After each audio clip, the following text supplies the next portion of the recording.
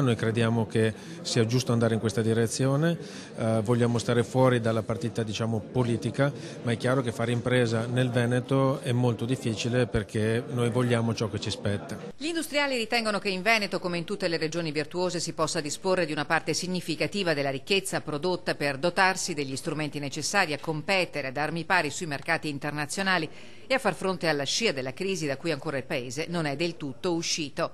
A 3 giorni dal referendum day sono i numeri 1 di Confindustria Veneta e Nazionale a ribadire una posizione che vuol mantenersi comunque distante dal dibattito politico.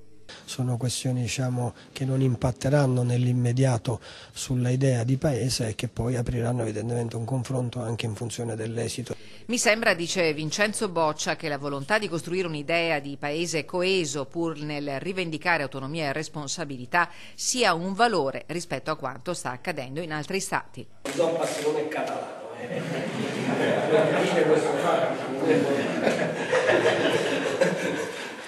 Insomma, autonomisti ma non catalani, dice Boccia, perché è molto importante che non si tratti di un'idea divisiva ma inclusiva.